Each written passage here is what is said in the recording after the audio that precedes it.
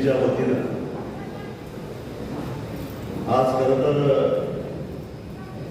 दीपक लाड आणि त्यांच्या सहकार्यांनी सर्वपक्षीय आणि सर्व सामाजिक संघटनांना एकत्रित करून हा मेळावा घेतलेला होता. काही आले, काही नाही आले. आपला देगा उसका बनावं, म्हणजे देगा उसका आवड बनावं म्हणायचं आणि आपण आपलं पुढे जायचं. आजच्या या मेळाव्यात मेहनत करणारे मेळाव्यासाठी आपण ॲडव्होकेट दीपक लाड, उदय जाधव, दीपक चव्हाण, किरण चव्हाण, बाबासाहेब जाधव, विक्रम पवार, रतन पाटील, महेश कुपाडे, गजानन सुतार, त्याचबरोबर हा लढा केवळ जमीन जाणाऱ्यांची नाही तर शेतकऱ्यांचे आहे. येणारा संभाव्य महापुरातून जनतेला वाचवण्यासाठी ही लढाई आहे. या भूमिकेतून जवळपास सगळे आजी माजी लोकप्रतिनिधी त्याच्यामध्ये येऊन आपल्याला पाठिंबा देऊन गेलेले आहेत. किरण दादा लाड आहे, महेंद्र लाड आहे, बाबासाहेब मोदी, दादा पाटील, आमचे संदीप आजोबा, माऊली चव्हाण, हे सगळी मंडळी आपण ताकदीला याच्यामध्ये उतरायचं. जयंत पाटील साहेब आपल्या कामानिमित्त गेले असतील, सुजित कदम येऊन गेले, विशाल पाटील येऊन गेले, पण किमान गड्यावर आम्ही सुद्धा आहे तुमच्यावर, तुमच्या विरोधात नाही एवढा दिलासा त्यांनी आपल्याला दिला. मी 2 दिवसापूर्वी या परिसरामध्ये आलेलो होतो एका लग्नाच्या निमित्तानं. त्यावेळी मला 2 आजी माझे आमदार भेटले होते, एक आजी एक आबाजी. त्यांनाही म्हटलं की तुम्ही या पत्रावर आहे. ही काही एका कोणाची लढाई नाही आहे, कुठल्या पक्षाची लढाई नाही, कुठल्या संघटनेची लढाई नाही आहे. ही अस्तित्वाची लढाई आहे. आणि काही ओळख एक महाराष्ट्रात तयार झालेला आहे. ते महाराष्ट्राच्या जनतेच्या पैशावर दरोडा टाकायला निघालेला आहे. तो दरोडा रोखण्यासाठी म्हणून ही लढाई आहे आणि म्हणून सगळ्यांनी त्याच्यामध्ये आलं पाहिजे. काय आता कसं आहे की मगाशी विशाल पाटलांनी सांगितलं की हा शक्तीपीठ महामार्ग हा राज्यमार्ग आहे, हा काय राष्ट्रीय महामार्ग नाही. आणि त्यामुळे केंद्र सरकारचा याच्याशी काही संबंध येतो. महाराष्ट्राचा हे जे शक्तीपीठ महामार्ग आहे तो कोण ते बांधणी करायला लागलाय तर रस्ते विकास महामंडळ जे MSRDC जे आहे महाराष्ट्रात आणि त्याचे अध्यक्ष आहेत एकनाथ शिंदे महाराष्ट्राचे उपमुख्यमंत्री. त्यांना ही जबाबदारी नाकारता येणार नाही कारण समृद्धीचं बाब त्यांचंच आहे. त्यांच्या काळात त्यावेळी ते रस्ते विकास महामंडळाचे अध्यक्ष होते आणि महाराष्ट्राचे मुख्यमंत्री आहेत देवेंद्र फडणवीस. आणि या दोघांना मानणारे त्यांचे जे अनुयायी आहेत त्यांना असं वाटतं की आपण मेळाव्याला गेलो तर मग काय आपल्याला काहीतरी विचार करायचा. पण त्यांनी एवढा विचार करावा की उभा महाराष्ट्र 1-2 नव्हे, पूर्वी या शक्तीपीठ महामार्गाच्या विरोधामध्ये 12 जिल्हे होते. आता सातारा हा 13वा जिल्हा आलेला. 13 जिल्ह्यातली सर्वसामान्य जनता या शक्तीपीठ महामार्गाच्या विरोधात आहे. कुणीही त्याचं समर्थन करत नाही. 4 गुण फुटकळ मिळतात पण ते बैठ्याचे गडे आहेत. त्यांना बैठा आलं की ते बोलायला लागतात असले ते काय त्यांना विकास पाहिजे म्हणून करत नाही. मग असं असताना उभा महाराष्ट्र या शक्तीपीठ महामार्गाच्या विरोधामध्ये असताना आपण जर का शक्तीपीठ महामार्गाच्या समर्थनाच्या बाजूला राहिलो तर हे लोक उद्या आपल्याला पुरवायला कमी करणार नाही. त्याची भीती आम्हाला निर्माण केली पाहिजे. ही जबाबदारी तुमची आहे, लक्षात ठेवा. ही जबाबदारी तुमची आहे. सुरुवातीला ज्यावेळी हा रस्ता कोल्हापूरच्या बाजूला जात होता, कोल्हापूर जिल्ह्याच्या शिरोळ तालुक्यातून जात होता, त्यावेळी सत्तेत असणाऱ्या सुद्धा सगळ्या आमदारांना या शक्तीपीठ महामार्गाला विरोध करणारी पत्र द्यावी लागली होती. दीपक भाजपचे सांगलीचे आमदार गाडगीळ त्यांचं पत्र आहे माझ्याकडे. त्याच्यानंतर सुरेश खाडेंचं पत्र आहे माझ्याकडे. भाजपचे आमदार ना ते त्याच्यानंतर पलीकडे पण अशोक माने हातकणंगलेचे आमदार त्यांचं पत्र आहे. त्याच्या पलीकडे हसन मुस्लिम त्यांचं पत्र आहे. या लोकांना शक्तीपीठ महामार्गाला विरोध करणारं पत्र का द्यावं लागलं? कारण तिथली जनता पेटून उठली आणि सांगितली की आता जर का तुम्ही शक्तीपीठ महामार्गाच्या विरोधात उभा राहिला नाही तर तुमचं भवितव्य चांगलं नाही हा इशारा दिला. म्हणून ते आले, म्हणून ते आले. आणि तीच भीती तुम्हाला इथं तयार करावी लागेल. वाळवा तालुक्यात, पलूस तालुक्यामध्ये, खानापूर तालुक्यामध्ये, आटपाडी तालुक्यामध्ये हे करावं लागेल. मी परवाच वेळापूर जयंत म्हणाले वेळापूरला एक मेळावा याच्यापेक्षा मोठा मेळावा झाला माळशिरसमध्ये. तिथं हेच सांगितलं. त्याच दिवशी पंढरपूर तालुक्यात करकम गावामध्ये मेळावा झाला. माड्याचे आणि पंढरपुरातले सगळे तिथे शेतकरी आलेले होते. एक 15 दिवसापूर्वी आजऱ्याला मेन मंडळाने एक मेळावा घेतला. कर्जत तालुक्यामध्ये मेळावे होत आहेत. म्हणजे सांगली कोल्हापूर जिल्ह्यामध्ये एकही तालुका असा नाही आहे की जिथं या शक्तीपीठ महामार्गाला विरोध होत. आणि त्यामुळं आणि एक आहे की सगळीकडे विरोध झाला. समजा एका गावाला पाठिंबा द्यायचा ठरवला, काय करणार आहे? तेवढंच 22 किलोमीटर रस्ता करून ते अलीकडे रस्ता होणार नाही, पलीकडे रस्ता होणार. आणि तुम्हाला माहिती आहे एकदा आपण ठरवलं की कुणाच्या बापाला ऐकत नाही म्हणजे ना गेला ही घाण तिकडे इकडे आधीच गेली तर आम्हाला ते चंबळचं थोडं समजतं.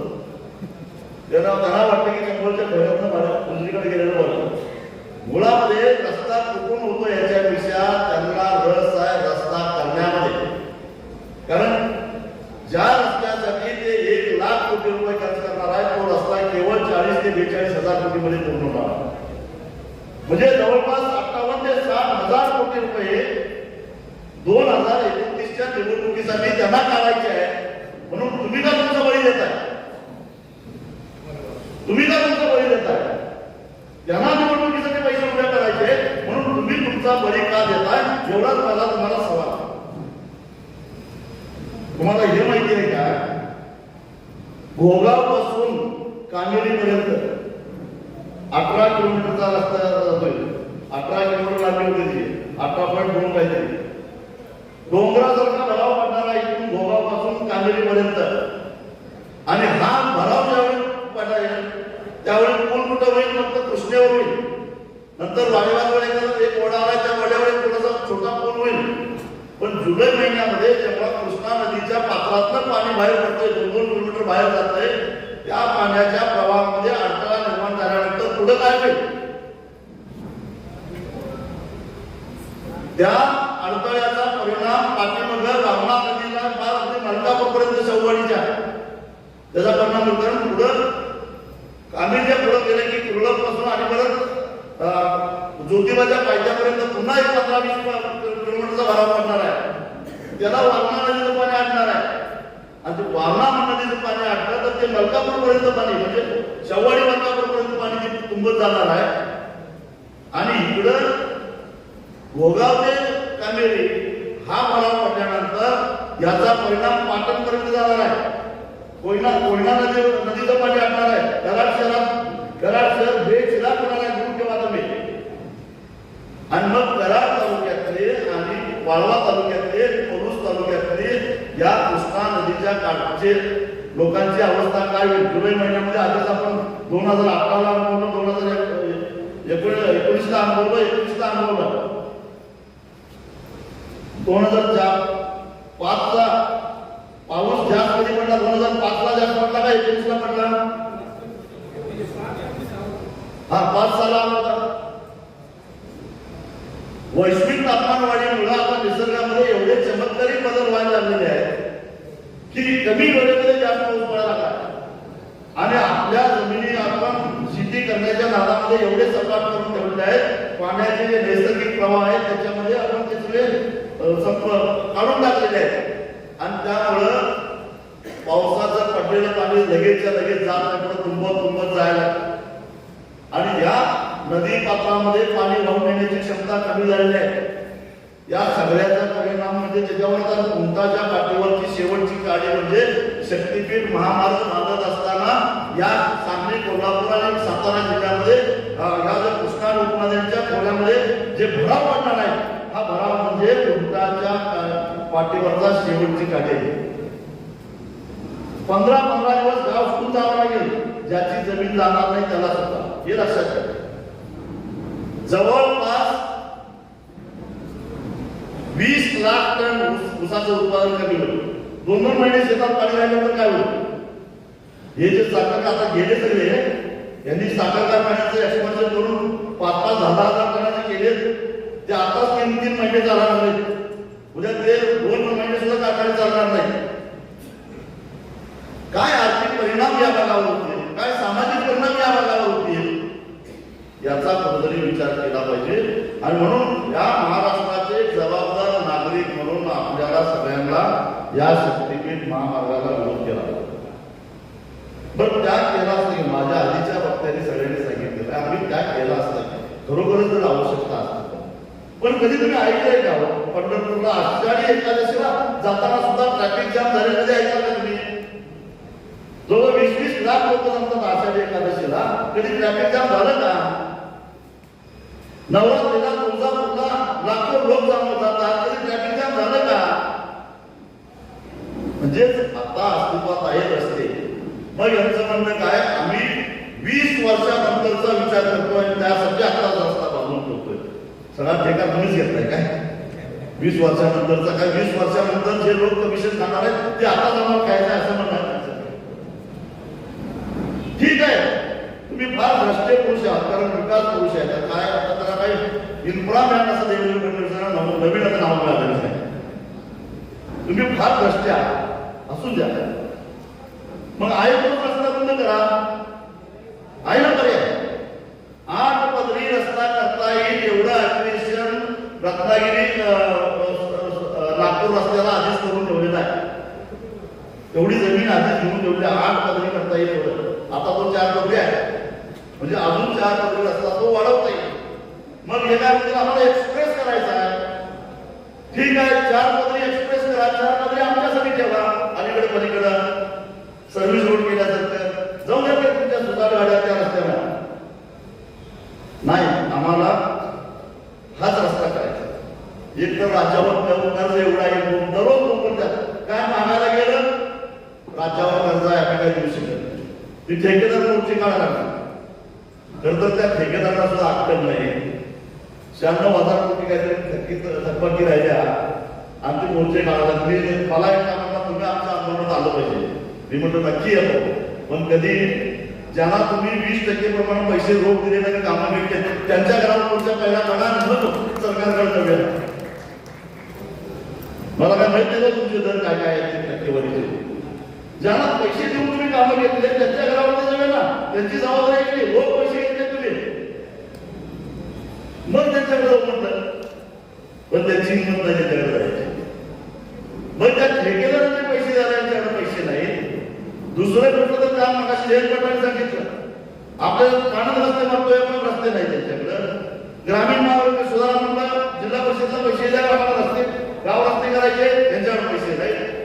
मग तुमच्याकडे आधीच राज्यावर 9 लाख कोटी रुपयाचं कर्ज असताना परत 1 लाख कोटी रुपयाचं कर्ज का?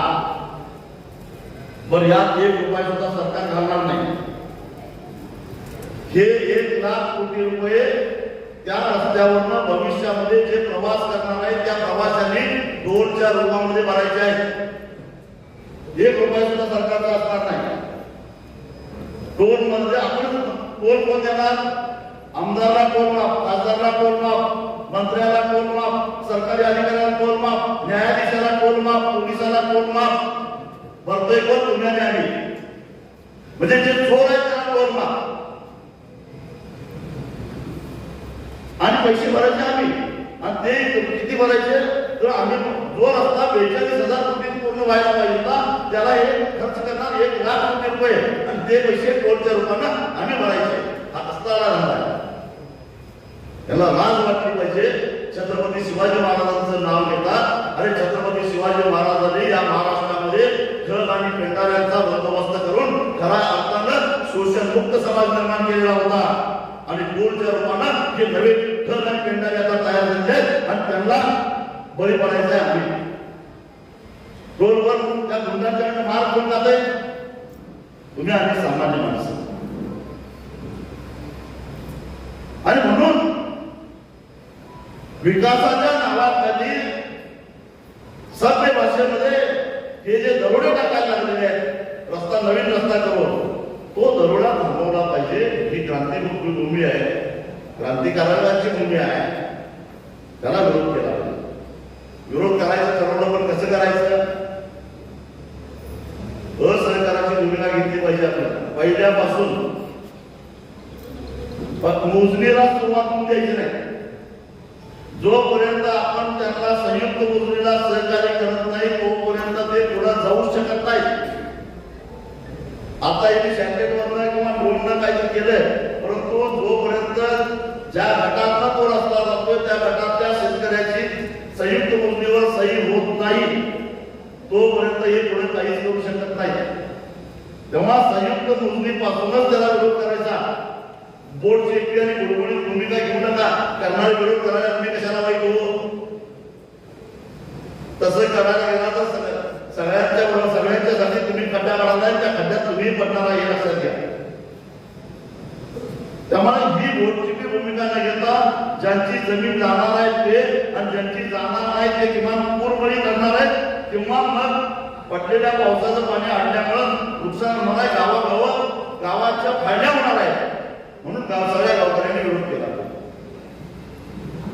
रस्ता जावं अथवा न जावं किंवा रस्ता जाणाऱ्यांना 4 पैसे तरी मिळतील न जाणाऱ्यांना काहीच मिळणार नाही म्हणजे खाया पिया कुठे गिलास मोठा भावाने असताना न जाणाऱ्यांची अवस्था तेव्हा अशा पद्धतीने आपण जर का संघटितरित्या याला विरोध केला तर मी लिहून ठेवा हा रस्ता कदापि होऊ शकत नाही फक्त एकच आहे की सगळ्यांनी एकत्र येऊन त्याला विरोध केला पाहिजे आणि तो आपण करूया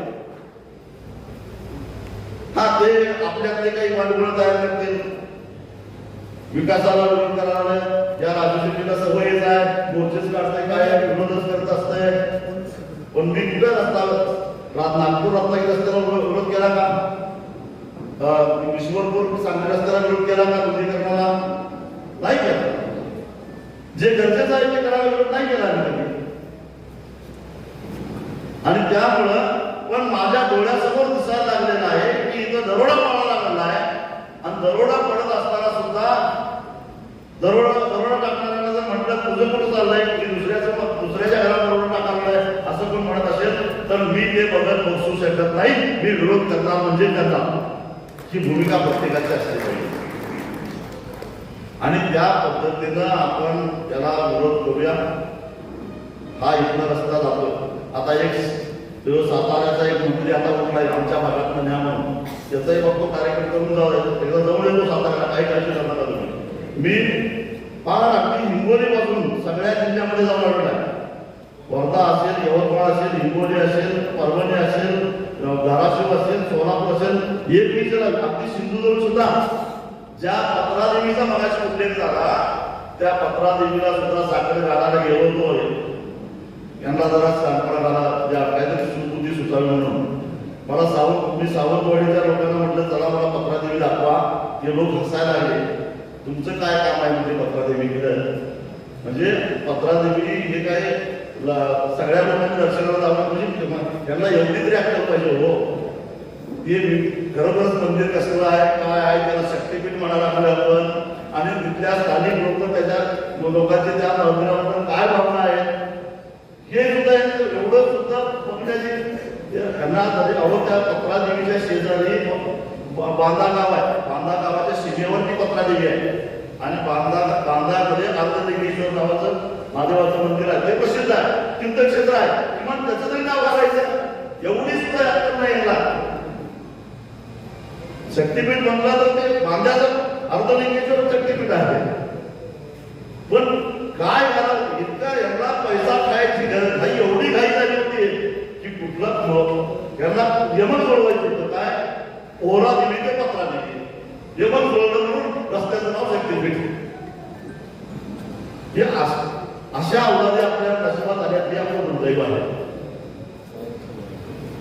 मग याला विरोध आपल्याला करावा लागेल आणि तो सगळ्यांनी मिळून केला तर जमिनी तर आपल्या वाचतीलच. अरे आपल्या आधीच्या पिढीनं किती पाणी परिषदा घेतल्या. आता इथं काय ऊस पिकायला लागलाय कडेगावमध्ये. काय अवस्था होती माहिती, गेली 25-30 वर्ष मी या भागामध्ये येतो. किती पाणी परिषदा नागनाथ अण्णांनी घेतल्या, गणपतराव देशमुखांनी घेतल्या, संपतराव देशमुखांनी घेतल्या. किती वेळा आंदोलनं केली, जी.डी. बापूंनी किती वेळा आंदोलनं केली. आणि मग ही टेम्पो आणि पैसा योजना कार्यान्वित झाली आणि मग आता जमिनी पिकायला लागल्या. 13% रिकव्हरीचा ऊस तिथं पिकायला लागला. कारण निजऱ्याच्या जमिनी आहेत. हे काय इथल्या कारखानदारांचं कर्तृत्व म्हणून 13% रिकव्हरी नाही, तुमची जमीन चांगली आहे हे लक्षात घ्या. जिथं डोंगर उतार्याची जमीन आहे, निर्माण जमीन आहे, तिथं उतारा रिकव्हरी चांगली आहे. आणि एवढी चांगली जमीन पिकायला लागली आता आणि रस्त्याला राहणार असेल तर दुर्दैवाची गोष्ट आहे. राष्ट्रीय संपत्तीचा आपण ऱ्हास करतो. त्यांना विकासच करायचा असेल तर त्यांना माझी सूचना आहे, 1 लाख कोटी रुपये खर्च करा आणि जेवढ्या महाराष्ट्रामध्ये पडीक जमीन आहे त्याच्यावर सूर्याची शेती करा, उन्हाची शेती करा, वीज निर्माण करा आणि अख्ख्या महाराष्ट्रातल्या शेतकऱ्यांना फुकट वीज द्या. जास्त विकास होईल. तरी सुद्धा वीज उडाल. जे महाराष्ट्रामध्ये बेरोजगार आहेत त्या बेरोजगारांना नवीन काहीतरी छोटासा लघुउद्योग केला तर पहिली 5 वर्षे फुकट वीज द्या. त्या सौर ऊर्जेतून तयार झालेली वीज आणि तरी सुद्धा वीज उरणार आहे. ती वीज तयार करण्यासाठी आपल्या पहिले 65 टीएमसी पाणी आपण 1000 मेगावॉट विजेसाठी वापरतोय. ते बंद करा. समुद्रात चाललंय ते पाणी आणि ते 65 टीएमसी पाणी दुष्काळी भागामध्ये द्या. याला म्हणतात विकास. यातून रोजगार निर्माण होईल, यातून जीडीपी वाढेल, यातून महाराष्ट्राला आर्थिक स्थैर्य मिळेल. शक्तीपीठातून फक्त अदानीचंच कल्याण होईल. कारण या अदानीनं गडचिरोलीमध्ये तिथल्या आदिवासींना हुसकावून लावून 10 लाख झाडांची कत्तल करून तिथं जे काही खनिज उत्खनन सुरू केलेलं आहे त्यानं मडगाव मध्ये गोव्याला एक खासगी बंदर घेतलेला आहे. त्या बंदरावरनं ते खनिज सगळं निर्यात करायचं आहे आणि त्यासाठी त्याला एक्सप्रेस हायवे पाहिजे आहे. तो तुम्हाला आणि मला नव्हे. कोण जातं? तुम्ही मगाशी सांगितलं बरोबर आहे. अहो नागपुरातून याला जायचं गोव्याला म्हटल्यानंतर अगदी आपली सामान्य माणसाला परवडणारी गाडी म्हणजे इनोवा. त्याला 11,000 रुपयाचं डिझेल लागेल. गाडी 8 तासात जायचं 11,000 रुपयाचं डिझेल लागेल. 3,000 रुपयाचा टोल लागेल. 14,000 रुपये. नागपूर ते गोवा विमानाचं तिकीट आहे 3,500 रुपये. त्याला काय सांगा म्हणतात काय? विमान 2 तासात 3,500 जातोय गोव्याला आणि या 14,000 रुपये खर्च करा आणि गोव्याला 8 तासात जा. कुणी सांगितलंय? त्याला काय शार्पणा म्हणतात काय? आणि त्यामुळे हे ज्या विकासाच्या भंपक कल्पना आहेत आपल्याला ते गंडवत आहेत आणि आपण गंडता कामा नये. याचा डाव ओळखा की छोटी मोठी गावगल्लीतली जी काही उठणार आहेत समर्थन करायला ते कशासाठी उठणार आहेत? कारण हे शक्तीपीठ महामार्गातून मिळणारा पैसा म्हणजे कडब्याची वडीम आहे. याला काय वाटतंय? कडब्याची वडीम मुंबईचे बाजार घेऊन गेले, कडबा घेऊन गेला, खाली पडलेला रौंदा तरी आपल्या वाटायला येईल म्हणून ती समर्थन करणार आहे. बाकी काय नाही. काय त्याला 50,000 कोटी मागे आपल्याला 200-400 कोटी तरी मिळतील. गेला बाजार गाव पडायला 5-6 कोटी रुपये तरी मिळतील. म्हणून गावागावामध्ये असल्या अवलादी तयार होणार आहेत. या सगळ्या अवलादींना तोंड देऊन महाराष्ट्राला लुटीपासून वाचवण्यासाठी म्हणून आपल्याला या शक्तीपीठ महामार्गाला विरोध करायचा आहे. सरकार कोणाचं येऊ दे. उद्या विश्वजित कदम आणि जयंत पाटलांचा सरकार आलं तरी सुद्धा शक्तीपीठ महामार्गाला आमचा विरोध म्हणजे विरोध. बरोबर नाही?